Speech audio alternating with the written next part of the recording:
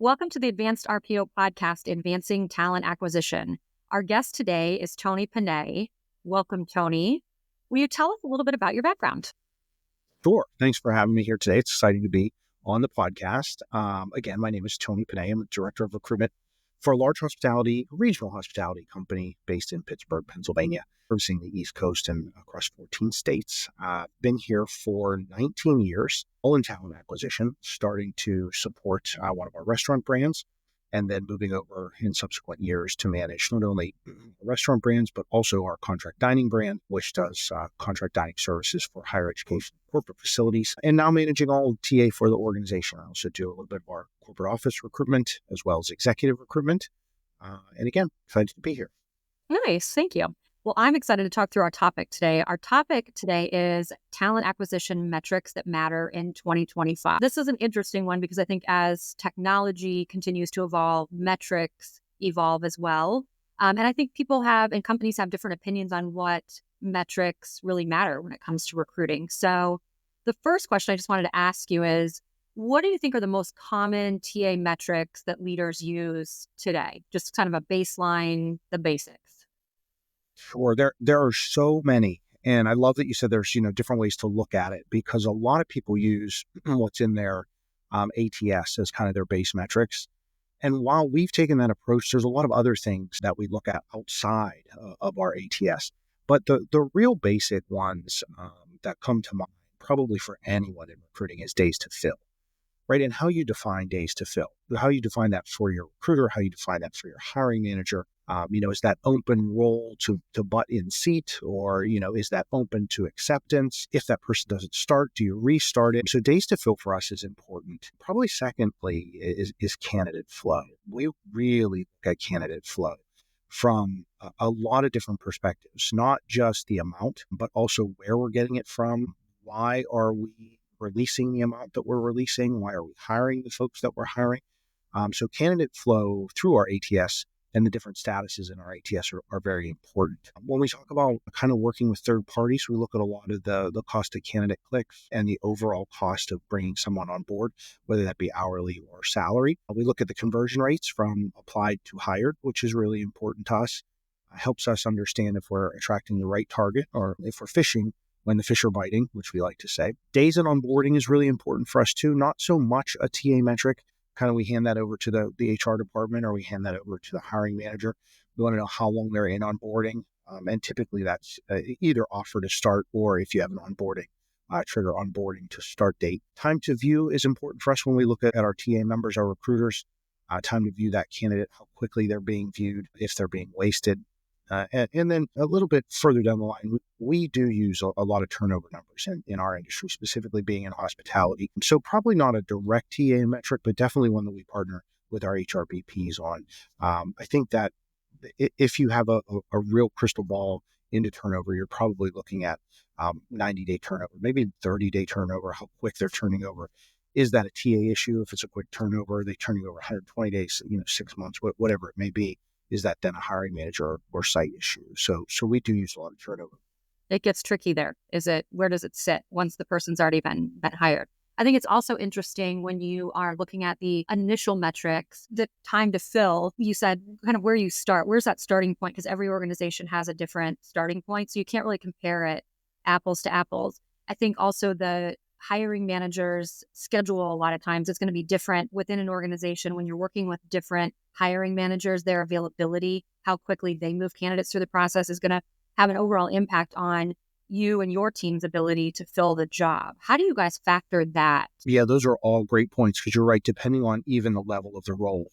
If you're looking at a professional job at our corporate office, those folks typically have to interview either over a lunch period if they're currently employed or after they're working. So there's a lot of bits and pieces that go into days to fill. Even on the front end, when a hiring manager starts to think about a job, does that days to fill start when the previous person terminates or the job is approved, if it's an add to staff, or does it start when it's posted? For us, we do a very clean intake call with the hiring managers, and we start it on the day that it's posted. If it's a new job that's not in our ATS and it needs to be built, we understand that takes 24 hours with our vendor. So we'll start that, at posting. We can really date stamp the posting date. And then we roll two metrics. We roll to acceptance day, which is the work of one of our TA recruiters. And then we also roll an additional one that goes to the butt in the seat when they start. And then we keep those two separate percentages to see if we're losing anybody in the 2 weeks that it takes to start or 3 weeks in between. Exactly. Yeah. Yeah. That's really smart. What do you think are some of the downsides of relying on metrics, solely looking at metrics to determine a recruiter's success? Obviously, there are things that we have to look at to see if someone's doing their jobs within their external factors, if you will. So what are some of the downsides? I really like thinking about, how to use data more and more every day. One of the huge downsides to this data is looking at a singular data point. If you pull out one data point and you say, oh my gosh, this TA recruiter is taking 4 days to look at a candidate and their days to fill are at 70 and we want it to be at 40. Okay, well, one, are you defining days to fill correctly for that recruiter? Two, as you kind of mentioned, is the hiring manager dragging their feet? Is there something in the process that's slowing it down? You could be blaming this all on the recruiter, and it really could be a function of the entire process. I think there's a lot of bits and pieces that go into, even the candidate flow numbers. Are we looking at the right talent profile for the role? If we're attracting the wrong people, are we wasting the recruiter's time? Did in the intake call, which I really firmly believe is so important, in the intake call, was the hiring manager authentic, or did they say like, hey, this is what we want in front of my HR partners, but then as they start to get candidates, they say, this is actually what it is, or this is really what I want. So do you need time to realign and really get to what that talent profile is? And then I think when companies just say there's a hard date of 60 days to fill a job, every job will be filled in 60 days or it'll have to get reapproved. I've worked in organizations before where they say, if it goes 90 days, you don't need that job. It needs to get reapproved. That's so dangerous because when you get close to that metric of 65, 70, 75 days, you potentially could have a recruiter or a hiring manager just throwing wet noodles at a wall to see what will stick. And then if you're not looking at that turnover as the secondary data point down the road, you're probably just blowing through candidates every 5 or 6 months. So I think a real downside is just really taking one data point and looking at it. And that could be from a TA perspective and a hiring manager as well. If I look at one site who's having trouble staffing, I'm not going to pull out one data point and say, well, you're wasting all of your candidates. Right. Because I can hear them coming back to me to say, well, the candidates are applying for the job I already have filled and it's just a frequently available and I can't use them or they can't work the schedules that I need. So we're really, really big into kind of supportively using as many data points as possible to get to, quite frankly, the root cause. The time frame too of the data that you're talking about, because a lot of times hiring managers of recruiting talent will look at what are recruiters doing on a weekly basis. And I don't think that's a fair amount of time to give a recruiter to really show trends. Recruiting is cyclical. And so, they could have a number of requisitions that they've got candidates in final stages and they close up some offers. And then the next couple of weeks is sort of their rebuilding phase. And so when I hear hiring managers or companies say they're looking at, recruiters' activity on a weekly basis, I cringe sometimes because I think, minimum a month, look at a month worth of data, but I think really a quarter gives you a good picture of sort of what's happening. And so, yeah, I think that makes a big difference in how you're looking at the data too. Sure. And even recruiter effectiveness across how many open positions they may have. Yeah. If it's a busy season and, they've got 30, 40 open jobs, depending on industry, they could be totally swamped. So I agree. Yep. What would you say is the most underutilized metric in TA today?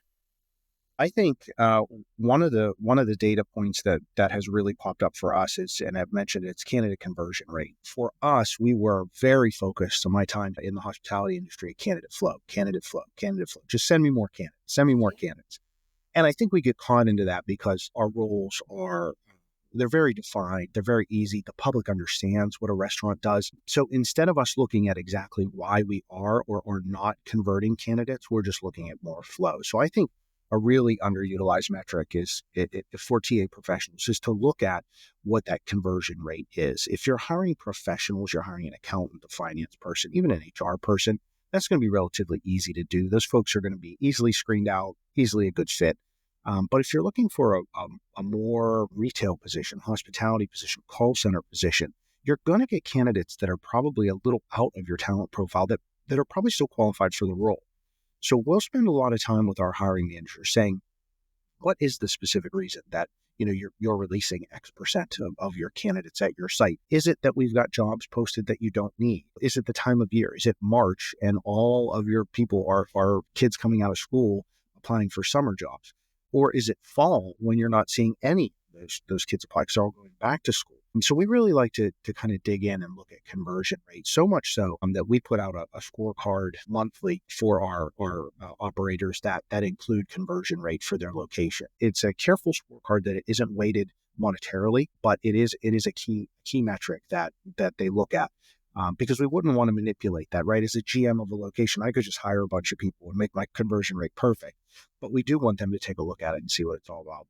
I think it is a really, really good one to call out, because I think a lot of times when you're looking at different candidate pools and different positions, there's candidates that are going to be more active versus more passive. And so if your TA team isn't moving candidates through the talent pool or through the process at the right pace for that particular job or that opening, you're going to lose candidates, right? And if most companies are paying, you're not getting these candidates for free. So it's like, to your point earlier, is the funnel full? Just keep filling the funnel, just keep adding more. Well, we've paid and worked to get this number of candidates into the pipeline. Now, what are we doing to optimize that talent pool that we've built? So I really like that one. That's something that we focus on too. And I agree 100%. It's something that a lot of companies overlook today. Absolutely. I love your comment there of optimizing that process, because as a TA professional, when my hiring manager says, no, I don't need those candidates right now, I don't need them. And then in 3 weeks, they say, boy, I really wish I had those candidates from 3 weeks ago. Right. Right. Yeah. Like you can just pull them out of a closet and be like, here you go. They're working for a competitor now, but thanks. Yeah, exactly. We missed our window of opportunity there. How would you say TA metrics impact candidate experience, or what TA metrics do you think impact candidate experience? Yeah, so that's a great question. Candidate experience, I think, is super important across your brand, especially if you have a strong regional brand like we do. People typically visit our locations and have a vibe of what it would be like to work at our location. So when we look at the type of metrics that would affect that candidate experience, we look at, turnover and lengths of turnover time. What is our talent brand actually articulating to the market? Is it in line with our sales brand? Does it need to be different than our sales brand? And when you really start to drill down and you look at the TA team, how many screens is a recruiter doing to get a hire to, or even what we look at, how many screens are we doing to get a hiring manager interview? Was that hiring manager accepting of that candidate? Yes or no? Because they could say, no, I don't want to interview this candidate. They're not the right fit. Then if they did interview them, did they offer? Yes or no? And then if they didn't, why? If they did, that's great. Did they accept the offer?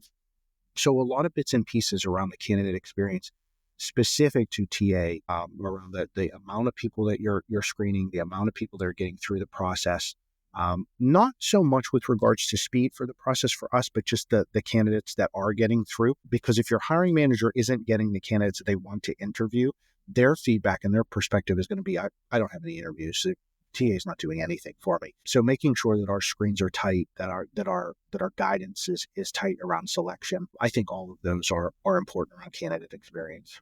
Yeah, I like that. And I think a lot of times too, companies have started to invest more in candidate experience, but I don't think, from my perspective, companies have been great about showing that to the market, showing that to talent pools and to candidates, because I think the perception from candidates a lot of times is that if you don't hear back, you aren't qualified, they're just wasting your time, thanks for ghosting me or whatever it may be. But I think companies are starting to and investing more into that experience. And hopefully we'll start to articulate that to the market so that candidates know, hey, this is an important piece of the process. Of course, you can't touch every single candidate with every piece of information that they want to see, but I also think the perception that nothing is being done with candidates that are not a fit isn't necessarily the case. So hopefully over time, that will be more visible to job seekers in the market. I would agree. And I think it's really important as a TA professional here at a hospitality company, get your marketing team involved. That talent brand is the amount of data that the marketing team has from our Salesforce data. If you look at who's eating in a restaurant, are those typically the people that want to work here? And if they are, what's the cyclical nature of who wants to work at a restaurant, right? It is the teens in the summer. It is college kids in the fall. and making sure that you're marketing to those groups through a talent brand that makes sense. Nobody wants to see an ad in the summer that isn't focused around a fun time or, the bright menu items in the summer. You're not going to advertise stew in June. We probably have beat it to death when we say fish when the fish are biting, but it just makes so much sense in so many situations. We use it a lot. It does. All right. Well, one last question for you. I like to end every podcast with this question just to be able to share career tips with our audience. What is your top career tip? This doesn't have to be related to this podcast, but if you could give one piece of advice to people, what would it be in your career? What's something that's been very valuable to you? I would say the most valuable tip that I got from the first VP I ever worked for, she's back in the late 90s, when social media wasn't a thing. He asked me in my first week, how are you maintaining your network? And I thought, wow, that's really interesting. Why? What are you talking about? And as I grew older, I realized in this career and in any career, if you are not maintaining your network via multiple channels on LinkedIn, in social media, then you are missing out on enormous opportunities. I can give you 1,000 different experiences I've had at this organization where we've hired people that I've had in my 5 degrees of network, either someone I knew directly or someone knows someone directly. And I'm not saying it's a hospitality or any industry is a situation where you've got to know somebody to get the job. But boy, if you know a bunch of people in a network, that's really going to help, because someone's going to say, hey, Tony's looking for a new job, or hey, Tony has a question about a specific technology, or hey, this is what this company is doing. Are you guys seeing that too? And it's so helpful to have a network for peer-to-peer questioning, peer answers about references around technology. And then if you find yourself in an unfortunate situation where you're not working anymore, the network is fantastic to lean back on to say, hey, I'm looking for another opportunity. What do you know that's out there? Or even advertising opportunities that we have here at our organization. We use my network for that as well. So I would say if it's one thing that everyone should start doing today, just build your network. Build it. I love that. And that's not something I've heard from a lot of people. I think if you're not taking advantage of that and maintaining that, and then just relying on it when you need something, your network obviously is not going to be as strong as you need it to be. So looking at it from the perspective of what you're saying, you're going to get out of it what you put into it. So if you want that to be valuable in multiple capacities, you've really got to invest in that to keep that going. So I love that. Thank you for sharing that tip. Well, this was great. I appreciate this. This was a great topic. And so thank you for joining us today, Tony. And then for our audience, if you would subscribe to this podcast, and then if there's a topic that we have not covered that you're interested in hearing about, please mention it in the comments and we'll do a session on that. And that wraps us up for today. So thank you again, and we'll see you next time. Thanks for having me.